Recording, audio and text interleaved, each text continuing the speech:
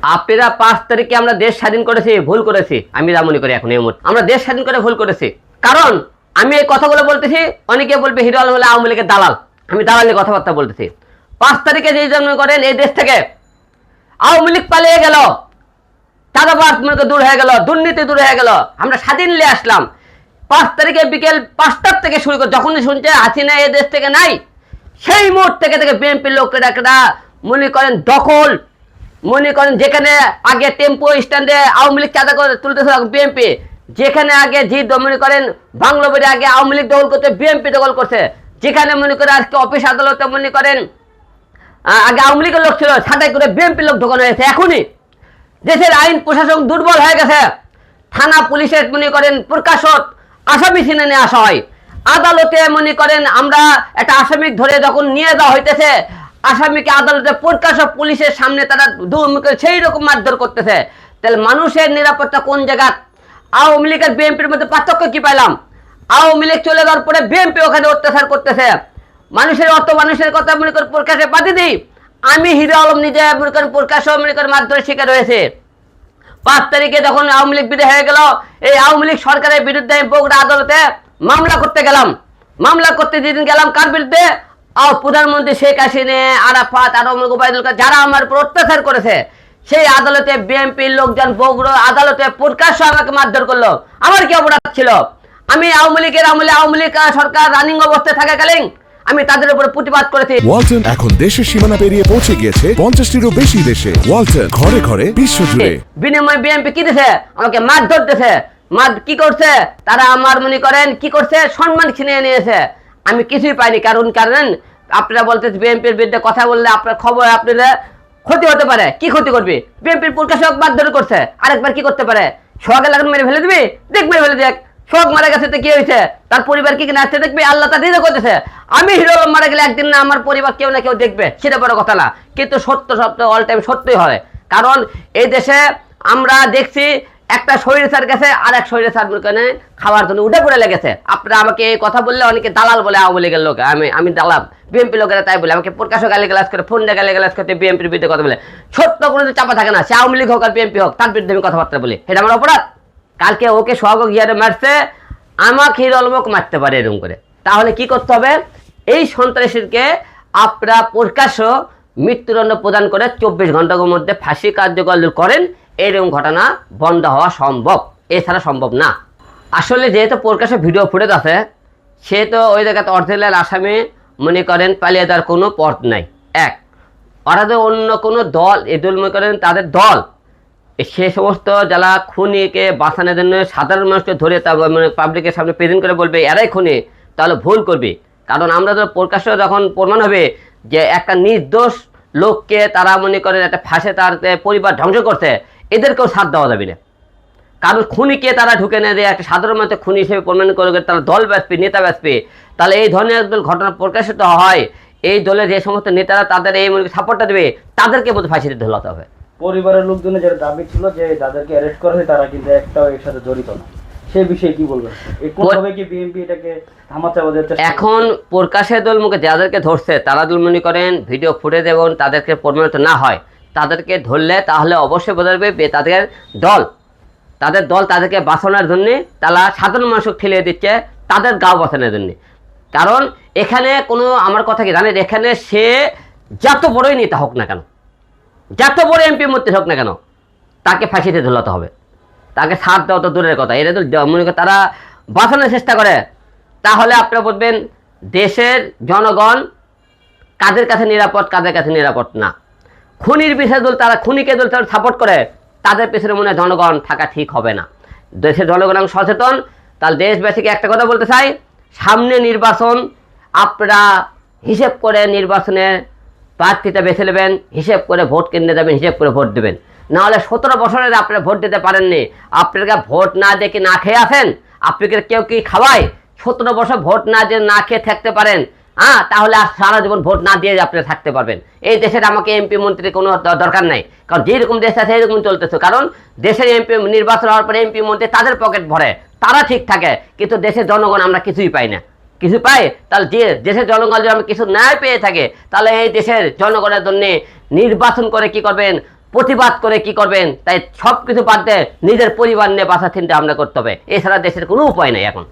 এই যে মিটফুটের ঘটনা কি বিএনপির সুনাম ক্ষুণ্ণ হওয়া বা ইমেজ সংকটে ভুগছে কিনা বিএনপি আসলে? অবশ্যই সম্মানহানি হয়েছে, কারণ তারা যেহেতু প্রকাশ্যে বিএনপির নাম প্রকাশে যুবদল বলতেছে, তাহলে এই জায়গায় তো অবশ্যই দলের জন্য বদনাম। এখন এই দলকে বাঁচাতে গেলে অবশ্যই বিএনপির কর্তব্য যে সমস্ত খুনি আছে আইনের হাতে তুলে দিয়ে এবং 24 ঘন্টা তাকে ফাঁসি কার্যকর করা, সহযোগিতা করা। এই যে মিটফুটের যে ঘটনাটা আসলে এটা তো সারা বাংলাদেশের মানুষকে আসলে নাড়া দিয়েছে বিষয়টা, যে আসলে মানুষ হিসেবে যেটা মানুষ এটা করতে পারে না। আসলে একটা লোক সে যত বড় খারাপই হোক না কেন, সে সন্ত্রাসী, সে মনে করেন হাইজাকার, সে মনে করেন চাঁদাবাজ, সে খুনি, সে খুন করেছে ধরেন, তার অপরাধের শাস্তি আমরা তো এই হারে মনে করেন একটা প্রকাশ্যর মারধর করি, তো পাথর মনে করেন একটা লোকে একটা যান কবজ করে আর যাইলে যে তা কীভাবে যানটা কবজ করছে দেখেন, মানুষ যান কবজ করা আমরা এখন দেখতেছি, আর যাইলে যান কবজ করে আমাদের যান নিয়ে আমরা বুঝতে পারি না, কিন্তু একটা মানুষের যান যখন নেয় আমরা কিন্তু প্রকাশ্যে দেখতে পাচ্ছি সে কতটা কষ্ট সটবট করে মারা যাইতেছে। তা হাজারো শত্রু হোক না কেন ভাই, এই রুমকে মারাটা কোনো পক্ষপাতী না, সে হোক বিএনপি, হোক আওয়ামী লীগ, হোক জামাত, হোক এনসিপি, সেটা কোনো বিষয় না। কিন্তু সন্ত্রাসীদের কোনো দল থাকতে পারে না, সে যাই হোক, সে যাই ব্যক্তি হোক, তার কোনো দল থাকতে পারে না। সে আরে প্রকাশ্য মারধর করা হয়েছে, এই প্রকাশ্য মারের আপনারা কী বিশেষ চাই? বিএনপি কী করেছে? তাকে বহিষ্কার করেছে। বহিষ্কার করে কি একটা পরিবারের জীবন দিতে পারবেন ফিরে? ওই পরিবারের বাবাকে ফিরে দিতে পারবেন? ওই পরিবার তার স্বামীকে ফিরে দিতে পারবেন না। কিন্তু বহিষ্কার করলেন, আপনার বহিষ্কার করে তাদেরকে আপনি বহিষ্কার করলেন, কিন্তু বহিষ্কার করে আপনি একটা দায়িত্ব নিলেন নাকি বিএনপি, যে ওই পরিবার যতদিন বেঁচে থাকবে তার মনে করেন ফ্যামিলির সমস্ত দায়িত্ব আমরা নিব যতদিন বেঁচে থাকবে। আপনি তো সেই দায়িত্ব নিতে পারবেন না। আপনার কী দায়িত্ব নিয়ে বহিষ্কার করে কী করবেন? 5 লাখ 10 লাখ টাকা তাকে আপনার 2-1 দিনের জন্য সাপোর্ট দিতে পারবেন, কিন্তু সে পরিবারের দায়িত্ব নিতে পারবেন না। মিটফুটের ঘটনা দায়ী হোক, এক কথা শেষ। সে যে কোনো সন্ত্রাসী হোক, সে যে কোনো মনে কর চাঁদাবাজ হোক, সেটা বড় কথা না, কিন্তু প্রকাশ্য এইভাবে হত্যাকাণ্ডের বিচার কোনো দিন মেনে নেওয়া সম্ভব না। কারণ আজকে ওকে যে হারে মারছে, কালকে আমাকে হেরেও মারতে পারে। এর বিচার যদি না হয়, কালকে ওকে সোহাগ গিয়ারে মারছে, আমাকে হিরোলমক মারতে পারে এরকম করে। তাহলে কি করতে হবে? এই সন্ত্রাসীকে আপনারা প্রকাশ্য মৃত্যুদণ্ড প্রদান করে 24 ঘন্টার মধ্যে ফাঁসি কার্যকর করেন, এরকম ঘটনা বন্ধ হওয়া সম্ভব, এছাড়া সম্ভব না।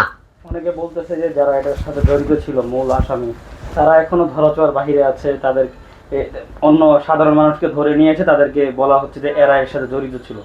এটার বিষয়ে আসলে কি বলতে চান? আসলে যেহেতু প্রকাশ্যে ভিডিও ফুটেজ আছে, সে তো ওই জায়গাতে অরিজিনাল আসামি মনে করেন পালিয়ে যাওয়ার কোনো পথ নাই।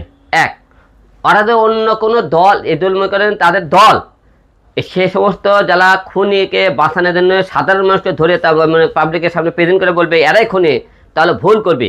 কারণ আমরা তো প্রকাশ্য যখন প্রমাণ হবে যে একটা নির্দোষ লোককে তারা মনে করেন একটা ফাঁসে তার পরিবার ধ্বংস করছে, এদেরকেও সাথ দেওয়া যাবে না। কারণ খুনিকে তারা ঢুকে না দিয়ে একটা সাধারণ মানুষ খুনি হিসেবে প্রমাণ করে তারা দল বাঁচবে, নেতা বাঁচবে, তাহলে এই ধরনের একদল ঘটনা প্রকাশিত হয়, এই দলের যে সমস্ত নেতারা তাদের এই সাপোর্টটা দেবে, তাদেরকে মধ্যে ফাঁসিতে ঝোলাতে হবে। পরিবারের লোকজনের যেটা দাবি ছিল যে যাদেরকে অ্যারেস্ট করা হয় তারা কিন্তু একটাও এর সাথে জড়িত না, সেই বিষয়ে কি বলবেন? কোনভাবে কি বিএনপি এটাকে থামাতে হবে? এখন প্রকাশের দল মুখে যাদেরকে ধরছে তারা দল মনে করেন ভিডিও ফুটেজ এবং তাদেরকে প্রমাণিত না হয়, তাদেরকে ধরলে তাহলে অবশ্যই বোঝা যাবে তাদের দল তাদেরকে বাঁচানোর জন্যে তারা সাধারণ মানুষকে ঠেলে দিচ্ছে তাদের গাঁও বাঁচানোর জন্যে।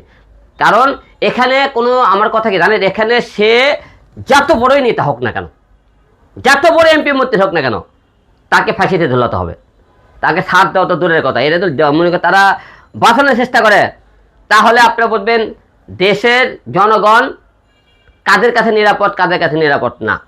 খুনির বিষয়ে দল তারা খুনিকে দল তারা সাপোর্ট করে, তাদের পেছনে মনে হয় জনগণ থাকা ঠিক হবে না। দেশের জনগণ সচেতন, তাহলে দেশবাসীকে একটা কথা বলতে চাই, সামনে নির্বাচন, আপনারা হিসেব করে নির্বাচনে প্রার্থীটা বেছে নেবেন, হিসেব করে ভোট কেন্দ্রে যাবেন, হিসেব করে ভোট দেবেন। নাহলে 17 বছরে আপনারা ভোট দিতে পারেননি, আপনারা ভোট না দেখে না খেয়ে আসেন, আপনাকে কেউ কি খাওয়ায় 17 বছর ভোট না খেয়ে থাকতে পারেন, তাহলে আর সারা জীবন ভোট না দিয়ে আপনি থাকতে পারবেন। এই দেশের আমাকে এমপি মন্ত্রী কোনো দরকার নাই, কারণ যেরকম দেশ আছে এরকম চলতেছে। কারণ দেশের এমপি নির্বাচন হওয়ার পরে এমপি মন্ত্রী তাদের পকেট ভরে, তারা ঠিক থাকে, কিন্তু দেশের জনগণ আমরা কিছুই পাই না। কিছু পাই, তাহলে যে দেশের জনগণ যদি আমি কিছু না পেয়ে থাকে, তাহলে এই দেশের জনগণের জন্য নির্বাচন করে কি করবেন, প্রতিবাদ করে কি করবেন? তাই সব কিছু বাদ দিয়ে নিজের পরিবার নিয়ে বাঁচা চিন্তা ভাবনা করতে হবে, এছাড়া দেশের কোনো উপায় নেই এখন। এই যে মিটফুটের ঘটনা কি বিএনপির সুনাম ক্ষুণ্ণ হওয়া বা ইমেজ সংকটে ভুগছে কিনা বিএনপি আসলে? অবশ্যই সম্মানহানি হয়েছে, কারণ তারা যেহেতু প্রকাশ্যে বিএনপির নাম প্রকাশ্যে যুবদল বলতেছে, তাহলে এই জায়গায় তো অবশ্যই দলের জন্য বদনাম। এখন এই দলকে বাঁচাতে গেলে অবশ্যই বিএনপির কর্তব্য যে সমস্ত খুনি আছে আইনের হাতে তুলে দিয়ে এবং 24 ঘন্টা তাকে ফাঁসি কার্যকর করা, সহযোগিতা করা।